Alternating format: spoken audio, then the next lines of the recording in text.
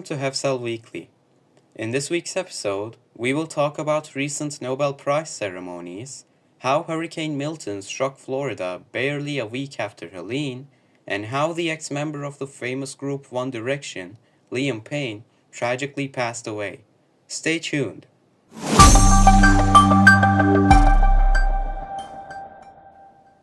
Last Wednesday, an ex-member of the famous British band One Direction, Liam Payne, died in Buenos Aires at age 31 after falling down from the third floor of a hotel building. Many details about the famous British singer's death still remain a mystery, but information collected from emergency services and other authorities has started to build a picture of the events. Various speculations have been made regarding his death within these past days. A bottle of whiskey, a lighter, a passport, and a mobile phone were found in his room before the incident, and a smashed-up TV screen was also captured on the cameras apparently. The room reportedly contained numerous damaged objects, and various medications were discovered, including the anxiety drug clonazepam, along with several over-the-counter remedies.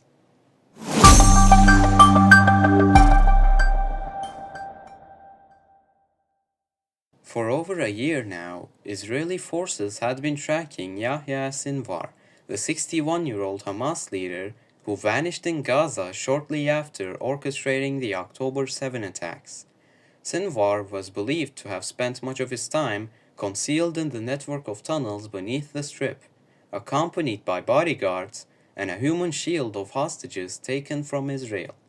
However, it seems he ultimately met his end in a chance encounter with an Israeli patrol in southern Gaza. His guard detail was minimal, and no hostages were found at the scene. The IDF patrol has been confirmed to have taken out Sinar. The conflict itself still rages on in Jordan as the IDF advanced into the country to engage the Hamas fighters.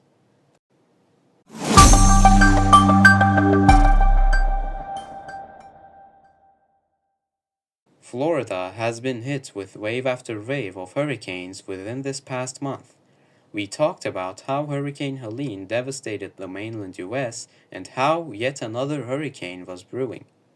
Milton developed from a long-track tropical disturbance that originated in the western Caribbean Sea and consolidated over the Bay of Campeche on October 5. As it slowly moved eastward, it gradually intensified, becoming a hurricane by early October 7. Later that day, Milton experienced explosive intensification, reaching Category 5 status with winds of 180 miles per hour or 285 kilometers per hour at its peak. Although the exact numbers are unclear, the Florida Highway Patrol reported that over 24 people lost their lives during the storm.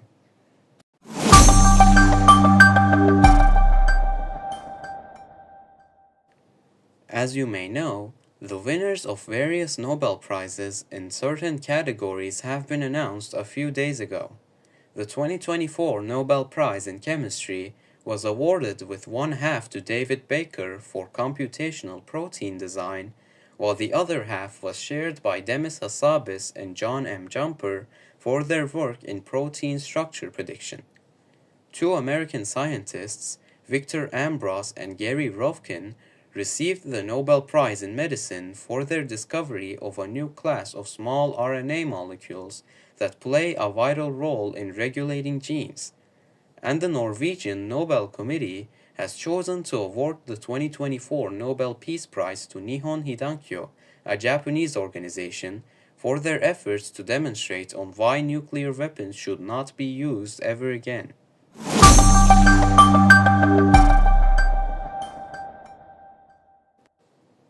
Prime Minister Narendra Modi is set to travel to Russia next week to take part in the 16th BRICS Summit, which will be held on October 22 and 23 in Kazan.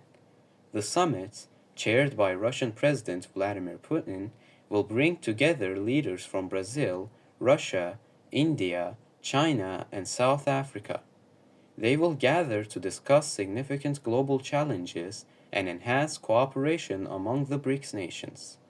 This sparked some speculation after Russian President Vladimir Putin stated on Friday that the BRICS group is not an anti-West organization.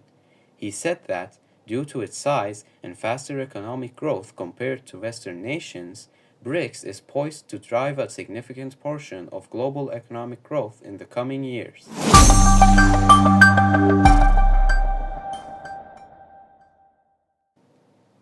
And with that, we conclude this week's headlines.